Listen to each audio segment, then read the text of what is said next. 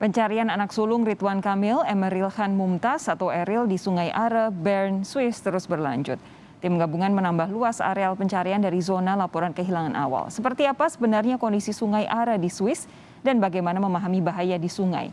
Saya akan berbincang bersama Priyadi Abadi, pemimpin tur wisata Eropa, serta Amalia Yunita, Dewan Pembina Federasi Arung Jeram Indonesia. Selamat malam waktu Indonesia, Bung Priyadi dan Mbak Amalia. Selamat malam. Oke, saya tahu Selamat Anda malam. berdua tidak ada di Indonesia masing-masing, tapi saya mau ngobrol dengan Pak Priyadi terlebih dahulu. Pak Priyadi, Bung Priyadi pasti, saya yakin Anda sudah familiar dengan kondisi Sungai Are di Bern, Swiss ini. Bisa Anda gambarkan sebenarnya sungai ini itu seperti apa sih? Ya, terima kasih. Selamat malam. Selamat siang dari saya saat ini di kota Rabat, Maroko ya. Jadi yang bisa saya informasikan adalah minggu lalu saya baru dari kota Bern ya, dan saya melihat Sungai Are ini memang merupakan daya tarik wisatawan ya, karena airnya begitu jernih dan pada musim seperti saat ini ya, musim semi dan menjelang musim panas itu banyak sekali dikunjungi oleh wisatawan-wisatawan.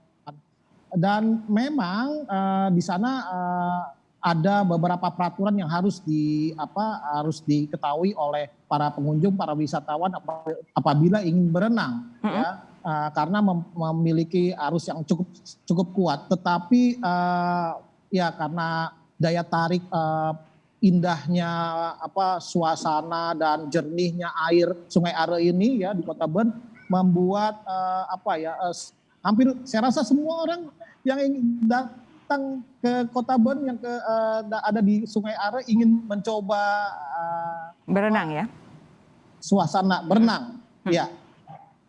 Jadi cantik sekali memang suasana Sungai Are dan airnya itu sangat jernih ya. Apalagi saat ini kan tidak terlalu dingin ya, kurang lebih berkisar dari 15 sampai mungkin 17 derajat ya. Jadi tidak terlalu dingin sekali karena kita ada di musim semi dan menjelang musim summer. Bung Priyadi begini, ini kan kalau ada Sungai Are ini yang saya tahu, saya belum pernah melihat Sungai Are, tapi kalau dilihat dari video-video, kalau dilihat dari video-video ini kan sungainya cukup lebar, lalu cukup dalam. Ada titik-titik di mana para wisatawan ini bisa mencebur untuk berenang, lalu kemudian mereka akan sampai pada titik untuk bisa menepi dan keluar. Nah, kalau secara umum seharusnya Sungai Are ini kondisinya aman dong ya, karena wisatawan banyak ke sana. Kalaupun tidak aman pasti tidak akan diizinkan untuk berenang di sana. Pasti ini otoritas Eropa ini, otoritas Swiss ini sangat ketat untuk hal-hal yang bersifat safety ya. Jadi mereka di berbagai tempat juga diberikan rambu-rambu ya.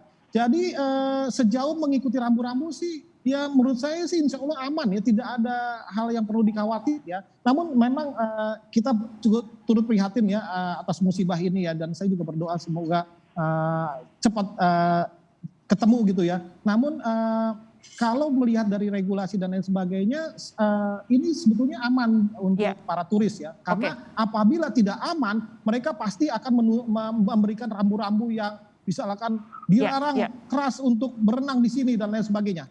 Oke, saya pindah ke Mbak Amalia. Mbak Amalia, saya paham bahwa Anda adalah salah satu orang yang sudah sangat mendalami tentang sungai, karena Anda adalah profesional arung jeram begitu. Nah, bagaimana catatan Anda soal sungai-sungai, entah itu ada dimanapun begitu, tapi khususnya Sungai Are di Swiss ini, ketika ada wisatawan yang memutuskan untuk berenang, apa yang bisa Anda sampaikan soal bagaimana memastikan keamanan ketika berenang di sungai seperti ini? Pertama-tama saya mengucapkan turut prihatin ya atas kejadian yang menimpa adik Emeril Khan, putra dari Bapak Ridwan Kamil. Kalau kita lihat seperti saat ini juga saya sedang berada di pinggir sungai. Ini sungai yang cukup deras juga airnya. Di sini sedang berlangsung kejuaraan dunia arung jeram di Bosnia. Dan kita bisa lihat bahwa memang kadang-kadang kita bermain di alam itu banyak hal yang tidak dapat kita duga gitu ya, terutama kalau di sungai mungkin dari atasnya terlihat tenang, tapi sebenarnya arus bawahnya pun juga bisa juga menyeret orang gitu ya. Jadi dalam posisi-posisi tertentu gitu ya, kalau sudah terseret memang di sungai yang lebar seperti ini sulit juga untuk kita dapat, walaupun kita punya keahlian berenang gitu ya. Jadi memang saya percaya juga bahwa di Eropa khususnya di Swiss pasti juga safety prosedurnya sudah sangat baik, sangat bagus. Tapi dengan adanya kejadian-kejadian ini artinya kita juga harus bisa mengantisipasi gitu ya, mengantisipasi bahwa adanya arus, apalagi sekarang saat ini mungkin di Eropa bulan Mei ini cuacanya juga ya Pak ya, cuacanya itu kadang seperti kemarin kami di sini kemarin panas terik sekali, sekarang dinginnya luar biasa gitu ya. Jadi memang cuaca yang hari-hari yang tidak menentu seperti itu. Mungkin juga di musim semi seperti ini ada aliran salju yang meleleh seperti itu yang mungkin membuat debit air menjadi berbeda dari biasanya. Dan kita tahu bahwa ada climate change ya yang merubah kondisi-kondisi alam, sehingga memang kita harus terus berbenah diri dan memperbaiki safety prosedur yang ada di sungai terutama tempat kita bermain. Itu dia, secara umum sebenarnya prosedur keamanan untuk seorang wisatawan berenang di sebuah sungai yang mungkin belum dikenal orang secara pribadi ini, ia belum mengenal karakteristik sungai karena memang wisatawan belum pernah berada di lokasi wisata sungai begitu. Apa yang harus dipahami soal prosedur keamanannya? Ya, memang kalau kami pengarung jeram kita main di sungai pasti syarat mutlak harus menggunakan pelampung. Tapi memang di sungai-sungai yang tenang gitu kadang juga diperbolehkan untuk tidak, tapi memang itulah resikonya gitu ya. Jadi syarat utama itu ya pelampung sebagai perlengkapan keamanan, walaupun di air tenang sekalipun ternyata mungkin di bawahnya ada arus yang kuat atau mungkin terjadi perubahan debit air yang tidak kita duga sebelumnya. Nah, Bung Pribadi, kalau Anda misalnya sedang membawa wisatawan bepergian begitu, kemudian mereka hendak berenang, entah itu di sungai, entah itu di perairan yang mungkin belum dikenal karakteristiknya, apa sih sebenarnya yang harus diperhatikan supaya keamanan itu terjaga? Ya, tentunya kita harus mengetahui peraturan di sungai setempat ya, bagaimana peraturannya, apakah memang ini diperbolehkan untuk area sampai sejauh mana dan lain sebagainya, kita pelajari dulu. Dan kita tidak serta-merta memperbolehkan peserta tur kita untuk langsung berenang begitu saja ya. Jadi kita harus juga mempelajari peraturan yang ada ya. Nah ini berkaitan dengan untuk keselamatan kan ya. Dan memang seperti yang tadi saya sampaikan bahwa Sungai Are ini merupakan daya tarik tersendiri ya bagi wisatawan dari mancanegara ya, apabila mereka berkunjung ke Swiss, utamanya ke kanton Bern ini. Ya. Jadi ya inilah kita sebagai pemandu wisata, sebagai tour leader harus memberikan informasi yang akurat, yang lengkap ya kepada semua peserta tur kita. Bagaimana peraturan yang ada di sungai tersebut. Itu yang harus kita sampaikan terlebih dahulu.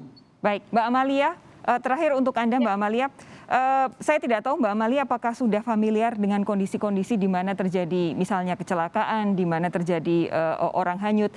Tetapi saya yakin Anda pasti punya pengalaman untuk mencegah dan training untuk memastikan hal ini bisa diantisipasi.